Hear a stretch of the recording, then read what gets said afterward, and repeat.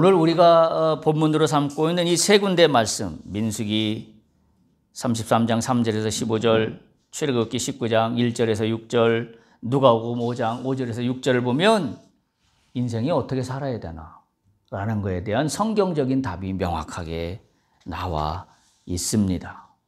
이스라엘 백성들이 광야를 지금 걷고 있는 여정이나 또 우리 신약 성경에 예수님을 만난 시몬이 밤새도록 고기를 잡으나 잡은 고기가 없었다라고 고백하면서 시작되는 이 이야기가 결국 주님의 말씀에 의지할 때에 그물이 찢어질 정도가 되었다라는 이 스토리는 우리 인생이 무엇을 바라보며 어디로 향해서 가야 되나 그 목적을 분명하게 이야기하고 있기 때문입니다.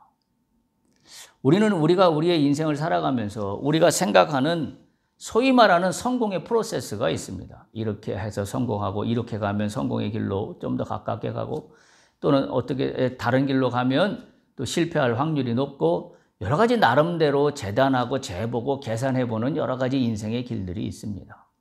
근데 성경은 단 하나입니다. 이 길도 저 길도 없습니다. 오직 하나입니다. 어떻게 해요?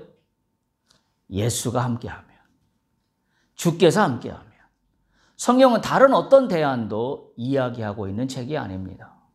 우리는 세상을 살아가면서 여러 가지 대안들을 내놓고 이것일까 저것일까 끼우뚱거리고 때로는 좌로 때로는 우로 고개를 저어가며 무엇이 가장 최선의 방법인가를 나름대로 열심히 분석하고 판단하고 그리고 그걸 가지고 뭔가를 결정하려고 하지만 우리가 인생을 살아와서 알지만 우리가 그렇게 밤새워서 계산했던 것들이 우리의 생각대로 되지 않는 것임을 우리는 너무나 잘 알고 있습니다. 그럼에도 불구하고 우리는 여전히 나의 계산대로 내가 분석한 대로 나의 미래는 열려질 거라는 그 끈을 놓지 못하고 있습니다.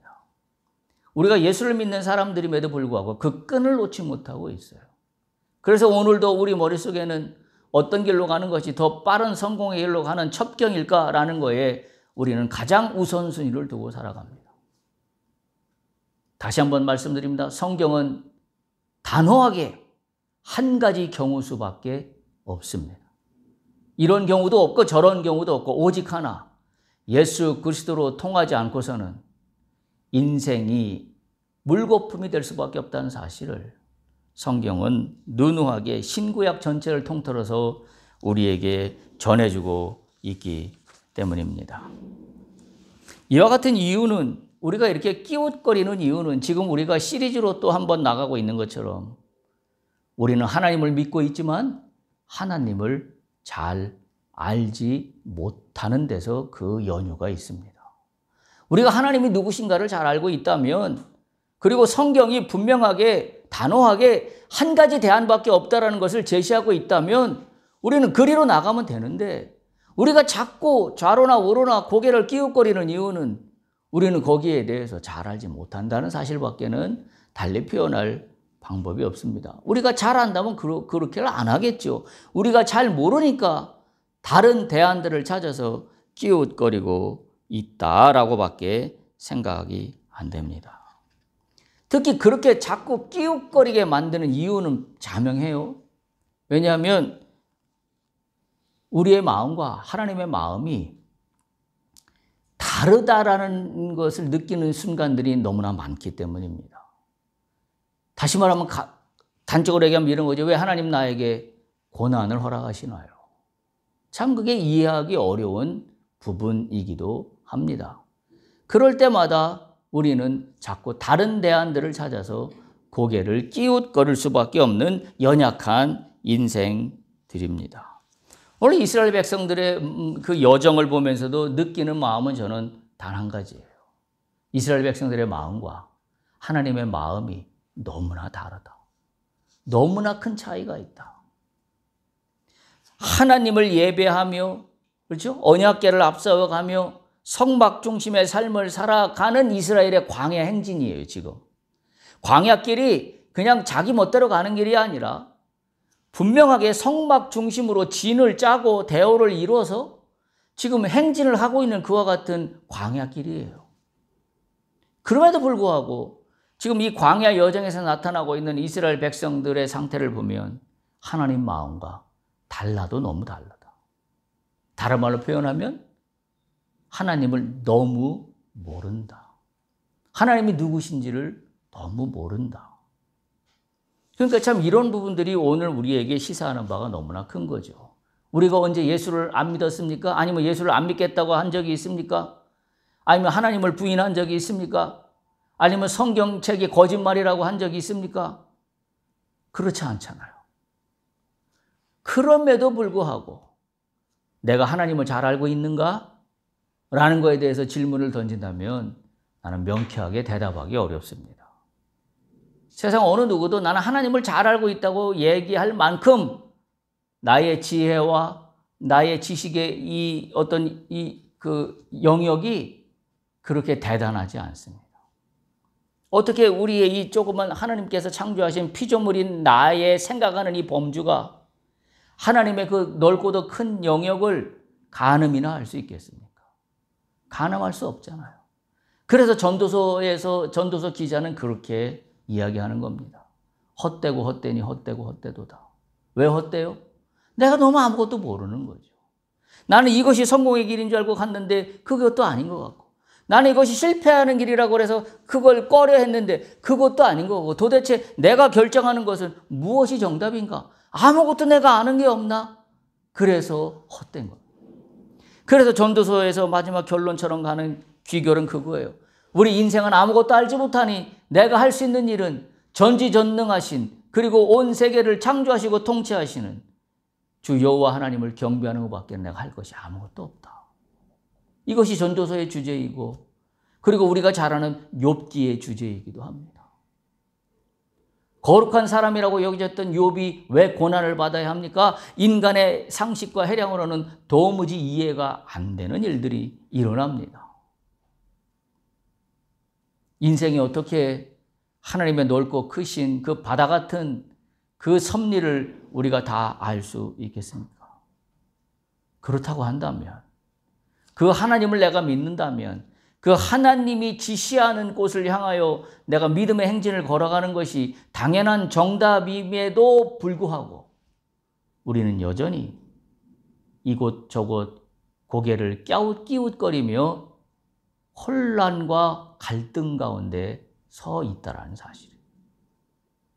하나님 마음과 우리의 마음의 갭이 너무나 큰 것을 우리는 살아가면서 발견합니다.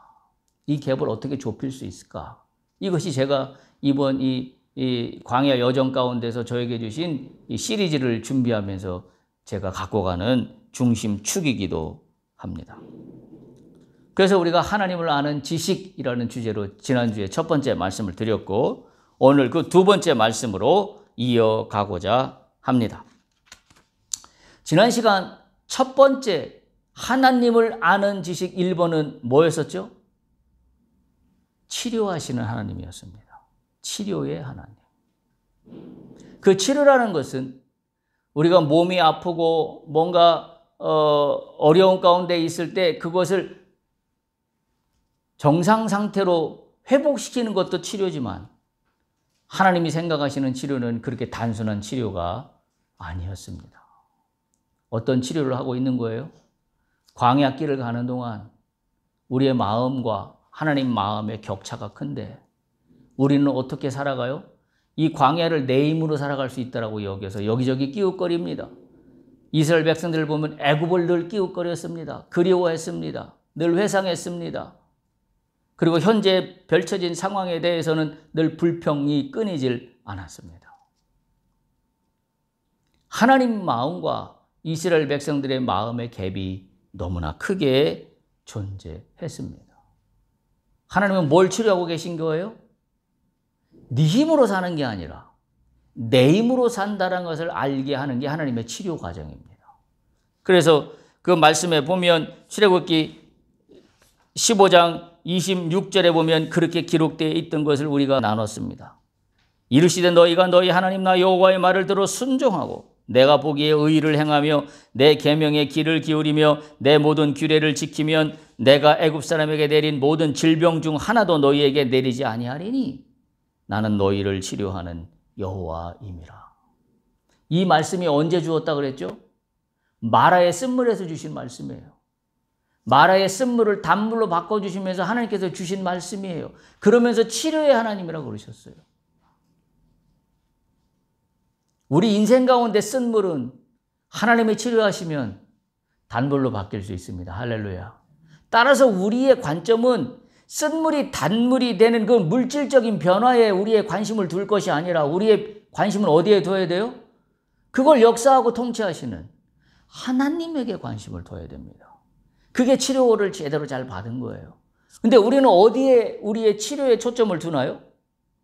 물질적인 변화 현상에 초점을 둡니다. 예를 들면 질병이 나은 거, 어려운 여건들이 좋은 여건으로 바뀐 거, 그 물질적인 변화가 된 거에만 우리는 초점을 맞추니 우리는 정작 바라봐야 될 하나님을 바라보지 못해요.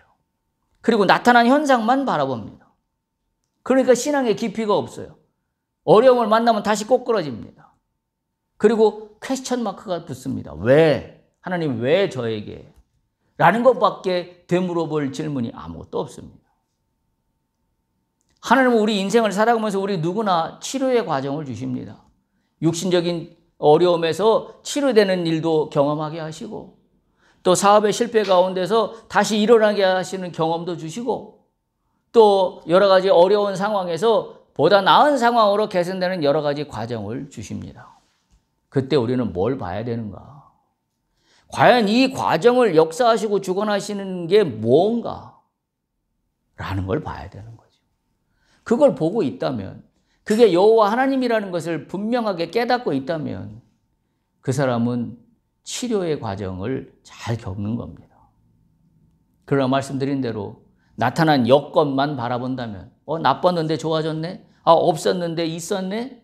가난했었는데 부자가 됐네? 이것만 바라보면 우리는 하나님께서 말씀하시는 나는 너희를 치료하는 여호와임이라는 이 의미를 잘 깨닫지 못합니다. 우리의 인생의 약점은 어디에 있냐면 바로 여기에 있기 때문에 그렇습니다.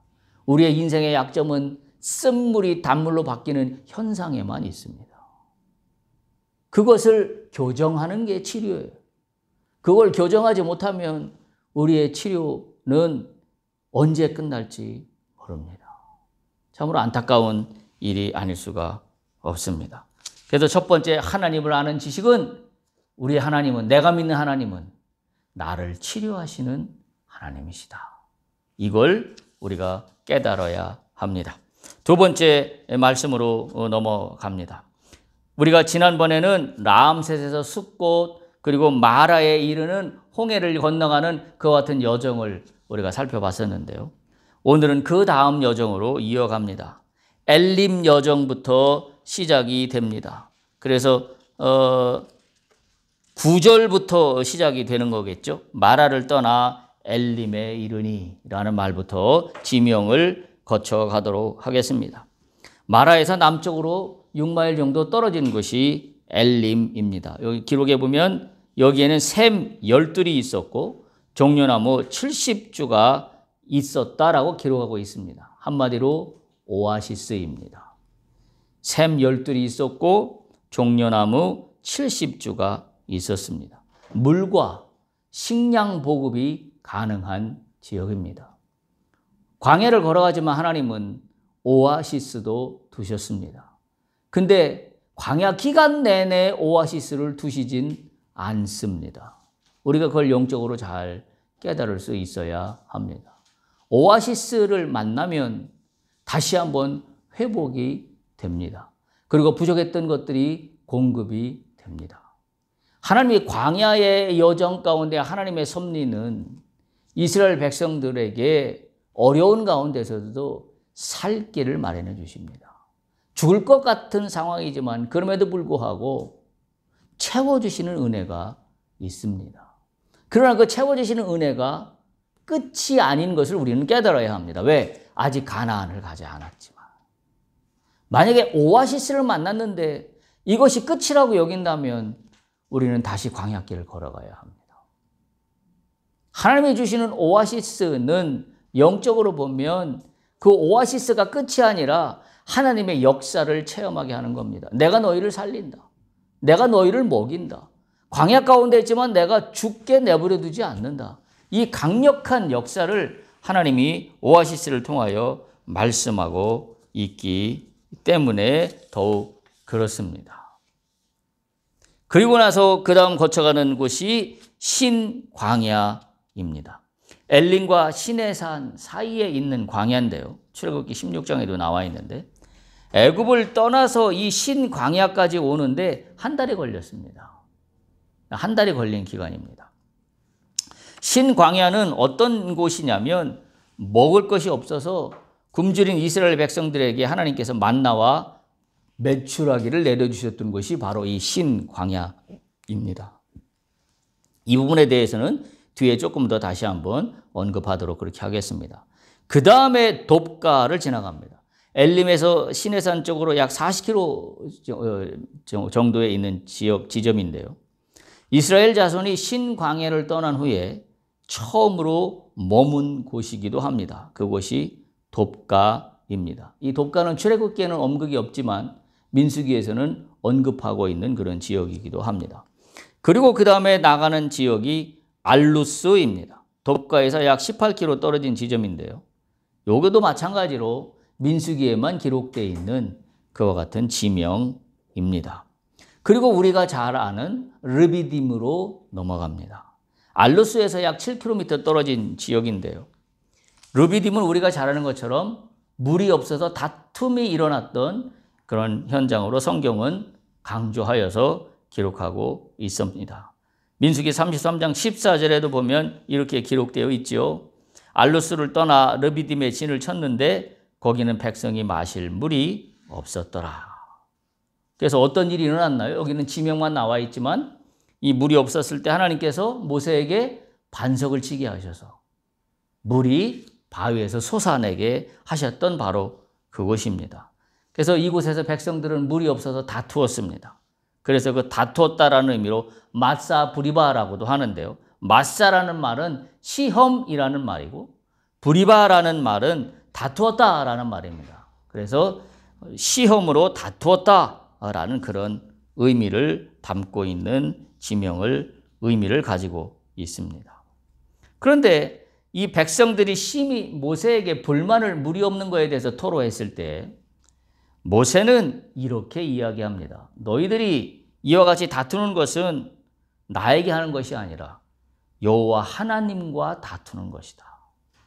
라고 모세가 기록합니다. 출애굽기 17장 2절에 보면 모세가 말하는 게 이렇게 기록되어 있어서요. 너희가 어찌하여 여호와를 시험하느냐. 너희가 어찌하여 여호와를 시험하느냐. 참 그 뉘앙스가 묘하지요. 물이 없는 게 현실이에요. 죽을 것 같아요. 그래서 이스라엘 백성들이 불평을 토해납니다. 그랬더니 모세는 뭐라고 이야기하냐면 너희가 어찌하여 여호와를 시험하느냐라는 단어를 씁니다. 시험이라는 단어를 씁니다. 그러니까 모세가 이스라엘 백성보다는 조금 더 하나님의 마음이 뭔지를 알고 있는 것 같은 의미를 여기에 담고 있어요.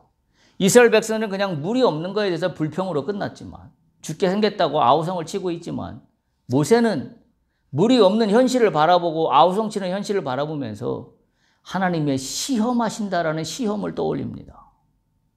왜 그랬을까요? 모세와 이스라엘 백성들의 차이가 뭘까요? 하나님을 아는 마음이 모세가 훨씬 많다는 이야기예요. 제가 볼 때는.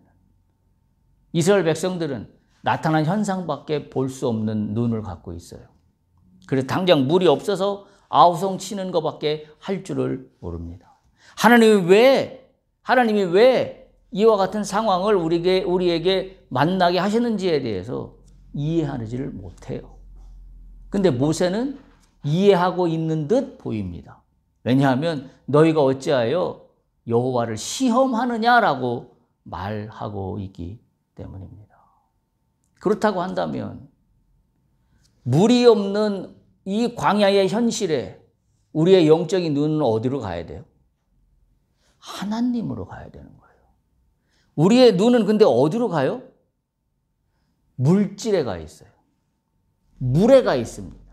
없는 물의 현실에만 꽂혀 있습니다. 그건 믿음이 아닌 거죠. 나타난 현상만 본다 그러면 그게 어떻게 믿음이에요? 왜? 믿음은 영의 문제잖아요. 육의 문제가 아니잖아요. 심지어 성경은 뭐라고 했냐면 하나님은 누구라고 말씀하시냐면 하나님은 영이시니라고 말씀하고 있어요. 하나님은 육이시니라고 말씀하고 있지 않습니다. 그러면 우리가 현실에서 만나는 이 궁핍의 문제는 궁핍의 그 팩트를 바라보고 거기에 우리의 시선이 머물러 있다면 우리는 믿음이 없는 겁니다. 오늘 모세의 말에서 어찌하여 너희가 하나님을 시험하느냐, 물이 없는 현장을 보면서 백성들이 다투는 걸 보고 모세는 어떻게 너희가 하나님을 시험하느냐라고 이야기하고 있다는 것은 우리의 눈을 들어 물이 없는 이 현장 속에서 누구를 봐야 된다? 하나님을 봐야 된다. 그게 엄청난 차이인 거예요. 그게 모세와 이스라엘 백성들의 차이고 오늘로 얘기하면 우리의 모세와의 차이이기도 합니다. 우리의 시선은 늘 육적인 물질의 현상에만 머물러 있기 때문에 그렇습니다. 너희가 어찌하여 여호와를 시험하느냐. 그것이 르비딤이에요. 그리고 르비딤을 떠나 시내 광야에 진을 칩니다. 시내 광야는 알다시피 시내산이 있는 곳입니다. 이 시내산은 어떤 곳이에요? 이스라엘 역사를 놓고 볼 때 굉장히 큰 분기점이 되는 지역이 시내산입니다. 무슨 일이 있었죠? 십계명을 받은 곳이잖아요. 하나님의 말씀을 받은 곳이에요. 너희가 광야를 걸어가는데 그리고 앞으로 너희가 인생을 살아가는데 어떻게 살 것인가에 대한 답을 주신 곳이 이 시내산입니다. 율법을 주셨습니다. 이 율법은 우리가 알다시피 십계명은 두 가지 파트로 나눠져 있다고 우리가 알고 있어요. 하나는 하나님에 대한 관계에 대한 율법, 계명. 또 하나는 사랑과의 관계에 대한 계명. 그 두 개로 십계명이 나눠져 있습니다. 그래서 예수 그리스도께서는 이 십계명 10개의 계명을 두 개로 줄여서 말씀하셨잖아요. 첫째는 뭐라고요? 너희 하나님 여호와를 사랑하라. 하나님과의 관계. 사랑과의 관계는 네가 네 몸을 사랑하는 것처럼 내 이웃을 사랑하라. 이 계명을 주신 것이 십계명이고 이 계명이 십계명이고 이것을 주신 것이 시내산이라는 사실입니다.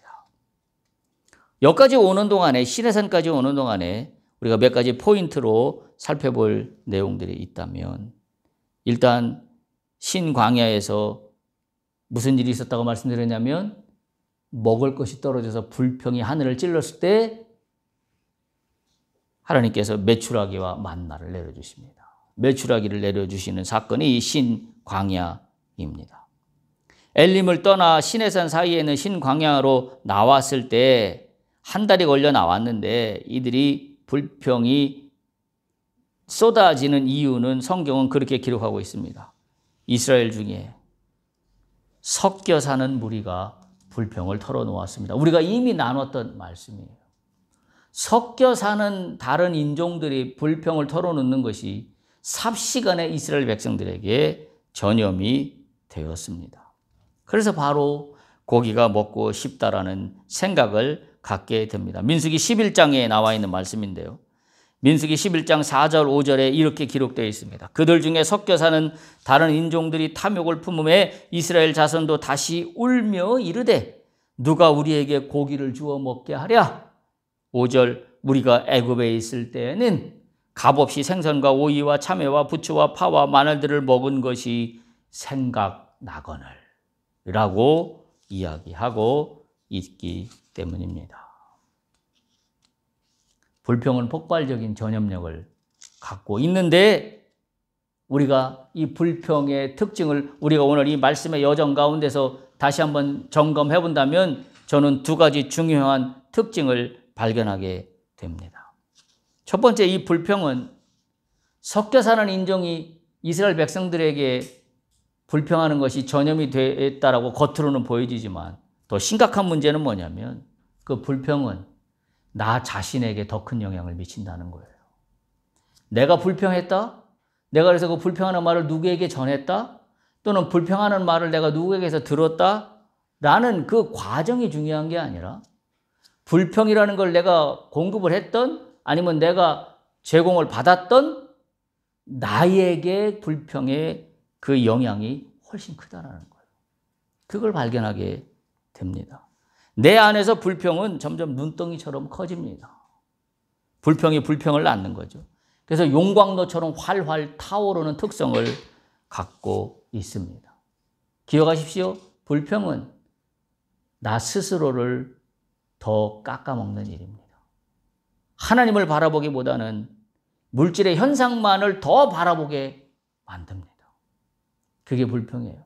나 스스로에게 미치는 영향이 훨씬 크다라는 사실이고, 두 번째 본문에서 불평에서 깨닫는 특성은 뭐냐면 우리가 읽었던 민수기 11장 5절이에요. 우리가 애굽에 있을 때에는 생각나거늘 이라고 성경은 기록하고 있습니다. 다시 한번 뭐예요? 그리워하는 겁니다. 뭘 그리워해요? 항상 과거를 그리워합니다. 오늘을 내가 하나님과 어떻게 살 것인가 하는 게 내 인생의 주제가 아니라 과거가 주제예요. 내가 애굽에 있을 때 이게 좋았는데, 내가 애굽에 있을 때 이것도 먹어봤었는데 지금은 이 꼴이 뭔가, 여기에 늘 묶여 있게 만듭니다. 그런데 이 과거를 그리워한다는 것은 좋은 추억으로 그리워하는 것이 아니라 이 과거를 그리워하게 하는 이 불평의 원인은 나로 하여금 내가 앞으로 나가는데 발목을 붙잡고 있다는 사실이에요. 우리가 그걸 깨달아야 합니다. 과거를 좋은 추억으로 회상한다면 아름다운 일이지만 과거가 영적으로는 앞으로 나가는 나의 발목을 가로막고 있다는 사실이에요. 특히 우리의 믿음의 사람들이 여기에 많이 갇혀 있죠. 우리는 항상 나의 믿음의 여정을 얘기할 때 과거를 얘기하지 않는 신앙인은 한 사람도 없습니다. 어떻게 해요? 나 한마디로 얘기하면 내가 옛날에 어땠는데, 내가 옛날에 뭘 했었는데, 내가 옛날에 어떤 신비한 체험을 했었는데, 내가 옛날에 대단한 성령의 큰 경험을 했었는데, 그런데 So what now? 오늘은 어땠는데? 라는 딜레마에 빠져 있어요. 믿는 자 누구나 과거 속에 갇혀 삽니다. 오늘 지금 이 나타난 현상 속에, 현실 속에 내가 오늘 주님을 붙잡고 내가 오늘을 어떻게 걸어가 내일의 문을 열 것인가라는 거에 관심을 가져도 시원찮을 판인데 늘 과거를 그리워하고 그쪽을 애굽을 그리워합니다. 주께서 옛날에 내 병을 고쳐주셨었는데, 주께서 옛날에 나에게 큰 권능을 주셔서 내가 정말 능력을 베풀었었는데, 내가 과거에 한때는 막 예언도 했었는데 여기에 사로잡혀 있어요. 그거는 한마디로 내가 앞으로 나가는데 발목을 잡습니다. 여러분, 우리가 잘 아는 시편 119편 보면 유명한 말씀이 있죠. 여호와의 말씀은 내 발 위에 등불이라 그랬어요. 내 발등상 위에 있는 불이라 그랬어요.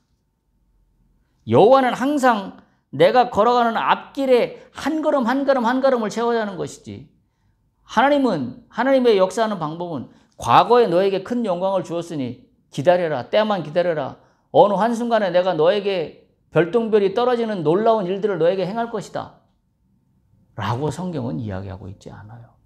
만약 우리가 그와 같은 가운데 별똥별이 떨어지는 것 같은 놀라운 기적이 일어나는 것은 우리의 마음이 하나님 앞에 늘 열려 있었기 때문에 하나님이 주시는 축복의 은혜로 어느 순간에 기적 같은 일들이 일어나는 것이지, 나는 그건 다 상관없이 오늘 나는 늘 과거에 붙잡혀 있고 오늘을 주님과 살아가는 것에 관심이 없는데 별똥별이 떨어지는 것만 바라보고 있다라고 한다면 그건 진정한 믿음이라고 이야기할 수 없습니다.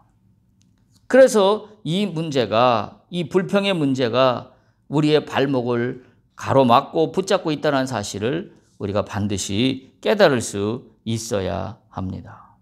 우리가 민수기를 통해서 배우는 교훈은 이 부딪히는 애매한 현실의 문제 앞에 나는 나의 불평 지수를 어떻게 컨트롤할 수 있는가? 이게 광야 여정을 다시 한번 살펴보면서 깨닫게 되는 길입니다. 이스라엘 백성들은 광야길에서 자신들의 불평 지수를 통제하는 일에 실패했습니다. 그래서 그들은 40년을 광야를 돌았어요. 일주일에서 보름이면 갈 수 있는 길을 40년을 돌았습니다. 만약에 우리가 불평지수를 통제할 수 있는 방법이 있다면 한 가지 방법밖에 없습니다. 믿음입니다. 믿음으로 외에는 내 속에 일어나는 불평지수를 컨트롤할 아무런 대안이 없습니다. 왜? 믿음은 하나님을 보게 하기 때문이에요. 우리가 믿음이 없다면 우리는 뭘 봐요? 나타난 물질의 현상만 바라봅니다. 근데 믿음이 있다면 하나님을 바라보기 때문에 내 불평지수를, 오늘의 불만의 문제를 통제할 수 있습니다. 그 길로 우리가 나가야 한다는 것을 깨닫습니다. 자, 그런데 보세요. 이러한 우여곡절을 겪는 이스라엘의 여정 앞에 하나님은 이 여정을 이렇게 말씀하세요. 우리가 본문으로 삼고 있는 출애굽기 19장 4절을 한번 보시기 바랍니다. 이 출애굽기 19장 우리가 본문으로 삼고 있는 1절에서 6절은 언제 주신 말씀이냐면 이스라엘이 애굽 땅을 떠난 지 3개월 되던 날 시내 광야에 이릅니다. 그때 여호와께서 모세를 불러서 주시는 말씀이에요. 그래서 1절 그렇게 시작하잖아요. 이스라엘 자손이 애굽 땅을 떠난 지 3개월 되던 날 그들이 시내 광야에 이르렀는데 3절 모세가 하나님 앞에 올라가니 여호와께서 산에서 모세를 불러 말씀하십니다. 그러면서 4절 이렇게 말씀하세요. 내가 애굽 사람에게 어떻게 행하였음과 내가 어떻게 독수리 날개로 너희를 업어 내게로 인도하였음을 너희가 보았느니라. 뭘 느끼나요? 이스라엘 백성의 마음과 하나님과의 마음의 격차가 너무 큽니다. 지금 이스라엘 백성들의 문제는 뭐예요? 불만투성입니다. 불평투성입니다. 먹을 물이 없습니다. 고기도 없습니다. 파와 양파도 없습니다. 참외도 없습니다. 애굽이 그립습니다. 라는 여정을 거쳐가며 지금 시내산까지 왔는데 하나님 뭐라고 말씀하셔요? 내가 너희를 독수리 날개로 업어서 인도했다고 말씀하세요. 여러분 이 갭을 이해할 수 있습니까? 이스라엘 백성들 입장에서 이해할 수 있습니까? 지금 이스라엘 백성들은 불평투성인데 불만투성인데 채워지지 않은 것 투성인데 하나님은 뭐라고 말씀하시냐면 내가 너희를 독수리 날개로 업어서 인도하는 것처럼 너희를 인도했다고 지금 말씀하고 있습니다. 우리의 생각과 하나님의 생각이 너무나 다릅니다. 다른 말로 표현하면 우리는 하나님을 몰라도 너무 모른다. 하나님은 지금 이와 같은 이스라엘 백성들의 여정 상황에 대해서 독수리 날개로 업어서 너희를 인도했다라고 말씀하고 계신데 이스라엘 백성들이 체감하고 있는 현장의 현실의 문제는 전혀 그렇지 않잖아요. 한마디로 우리가 이걸 하나님의 문제였다고 얘기할 수 있나요? 그럴 수는 없잖아요. 하나님이 우주를 창조하시고 통치하시고 지금도 섭리 가운데 운행하시는 분이신데 그리고 그분은 우리 인간처럼 연약하고 죄 있는 분이 아니라 완전하신 절대자이신데 그분이 하는 모든 일은 옳다고밖에 얘기할 수 없는 거라고 한다면 문제는 누구에게 있어요? 우리에게 있어요. 다른 말로 표현하면 우리가 하나님을 몰라도 너무 모른다. 라는 겁니다. 물이 없었고 먹을 것이 풍족하지 않았고 그래서 불평과 불만으로 일관했던 이스라엘 백성들. 근데 하나님은 독수리 날개로 업어서 여기까지 내가 인도한 걸 너희는 알지 못하느냐라고 모세에게 이야기하고 있다는 사실입니다. 하나님 나라의 백성은 육으로만 살지 않습니다. 제가 말씀드린 것처럼 우리가 하나님을 바라보지 못하면 육의 눈으로 나타난 물질만 바라보기 때문에 그렇습니다. 그래서 하나님을 모르는 거예요. 우리가 하나님을 잘 알지 못하는 이유는 영의 눈을 들어서 하나님의 영적인 섭리를 바라봐야 되는데 우리는 늘 육의 눈을 가지고 내 앞에 펼쳐진 육의 물질의 현상만, 현실만 바라보고 있으니 하나님과의 갭이 좁혀지지 않습니다. 그러니까 아까 모세가 이야기했던 그 부분하고 일맥상통하는 겁니다. 물이 없을 때 어떻게 했다고요? 모세는 이스라엘 백성들은 물이 없어서 다투었는데 모세는 뭐라고 했습니까? 너희가 어찌하여 여호와께 시험하느냐라고. 여호와를 시험하느냐. 눈을 들어 여호와를 보면 하나님이 왜 이러시는지 이해하게 됩니다. 눈을 낮추어 땅만 바라보면 하나님은 보이지 않습니다. 그게 우리의 문제입니다. 문제는 우리에게 부족한 육적인 현실이 문제가 아니라 우리에게 문제는 영의 눈을 가지지 못하고 있는, 하나님을 바라보지 못하고 있는 믿음이 없는 것이 문제입니다. 지금 이 광야 여정은 우리에게 그것을 깨우쳐주고 있습니다. 누가복음으로 갑니다. 5장 1절에서 11절에 보면 고기 잡는 어부의 이야기가 등장합니다. 우리가 너무 잘 아는 말이죠. 시몬이 그렇게 이야기합니다. 선생님, 우리들이 밤이 새도록 수고했는데 잡은 것이 없습니다. 이건 오늘 우리의 삶과도 비슷합니다. 열심히 수고하며 살았는데 내 인생에 열매가 없는 것처럼 보입니다. 수고하고 또 수고했는데 잡은 고기가 없습니다. 이스라엘 백성들의 상황으로 적용하면 이스라엘 백성들이 하나님 뜻을 따라 애굽에서 탈출하여 광야를 지금 걸어가고 있는데 시온의 대로 파라다이스가 펼쳐지는 게 아니라 계속 어렵습니다. 우리가 애쓰고 애쓰는데 이렇게 어렵습니다. 시몬의 상황과 똑같습니다. 밤새도록 잡았는데 물고기 한 마리도 못 잡습니다. 중요한 게 뭐예요? 다시 한번 교정하면 지금 내가 손안에 잡히는 물질의 현상이 없는 것이 문제가 아니라 내가 하나님을 바라보지 못하는 것이 더 큰 문제입니다. 우리가 그걸 깨달아야 돼요. 물과 고기가 없는 것이 문제가 아니라 하나님 말씀에 의지하지 못하는 믿음 없는 게 문제인 겁니다. 근데 어떤 일이 벌어져요? 시몬이 그렇게 고백합니다.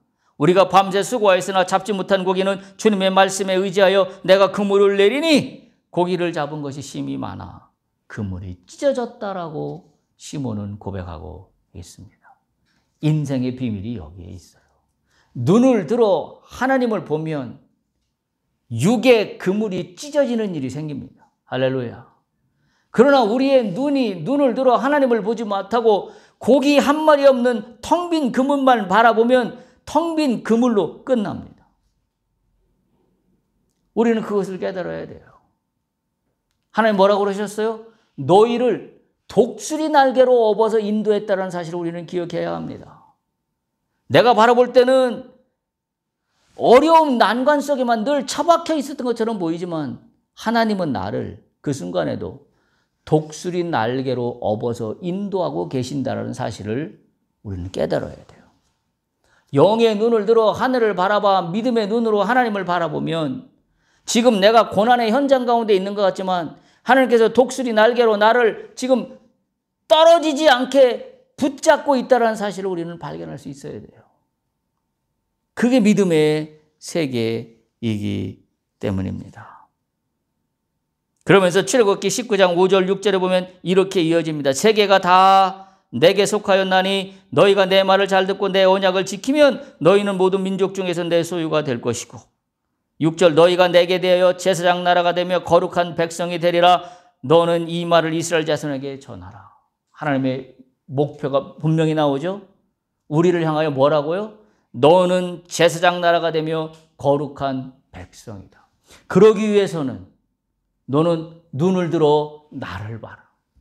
땅에 있는 것들만 보지 말아라. 라는 것이 하나님이 오늘도 이스라엘 백성들을 통하여 우리에게 하시는 말씀입니다.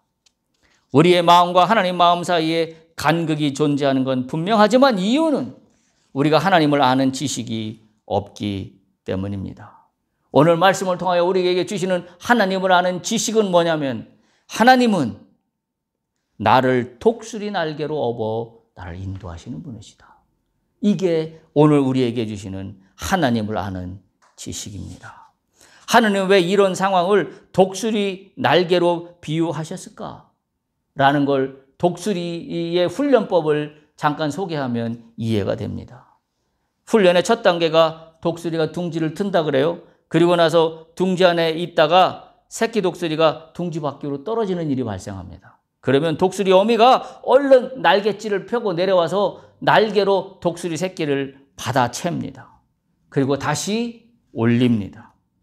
그리고 그 다음에는 5,000m 상공까지 올라간다고 합니다. 그래서 거기에서 다시 새끼가 탁 떨어지게 합니다. 그러면 다시 독수리 어미가 밑으로 내려와서 죽을 힘을 다해서 새끼를 날개로 떠받쳐서 다시 창공으로 올라갑니다. 이걸 계속 반복하면서 독수리 새끼는 뭘 깨닫는 거예요? 독수리 어미의 보호함 아래 내가 어떻게 살아가야 되는가를 배우게 되는 과정이에요. 그래서 그 자료를 찾아보면 날갯짓을 한 99번쯤이나 한다고 그래요. 그렇게 되면 독수리 새끼가 제대로 날 수 있게 된다는 겁니다. 하나님께서 우리에게 요구하시는 것은 우리가 광야 가운데 어려운 상황, 나락으로 떨어져 있는 것 같지만 독수리 날개로 우리를 업어서 인도하신다는 사실을 기억하십시오. 왜? 그것은 너는 누구로 말미암아 사는가를 깨닫게 하기 위해서입니다. 우리는 죽을 것 같이 떨어지지만 죽지 않습니다. 왜? 독수리 날개로 업어서 인도하시는 주께서 나를 바칠 것을 믿기 때문입니다. 여러분, 그 믿음은 우리가 가져가야 돼요. 내가 너무나 어려운 일을 당하여 죽을 것 같습니다. 그러나 죽지 않습니다. 왜? 오늘도 독수리 날개로 업어서 인도하시는 주께서 나를 떠받치고 있기 때문입니다. 그것을 우리가 잊지 않아야 합니다. 우리가 갇힌 육의 눈에 갇혀있지 않기를 축복합니다. 우리는 독수리 날개로 업어서 나를 인도하시는 주님을 바라볼 수 있어야 합니다. 어떤 어려운 상황이 올지라도 주께서 독수리 날개로 나를 업어 인도하신다는 사실을 우리는 잊지 않아야 합니다. 여러분에게 축복합니다. 어떤 어려운 문제가 있습니까? 어려운 상황이 있습니까? 풀리지 않은 문제가 있습니까? 죽을 것 같은 어떤 협곡에 빠져 있는 것 같습니까? 그러나 잊지 마십시오. 독수리 날개로 주께서 날 바치고 계시다. 다시 비상한다. 이 믿음으로 오늘도 하나님을 아는 지식으로 충만하기를 간절히 축복합니다. 할렐루야.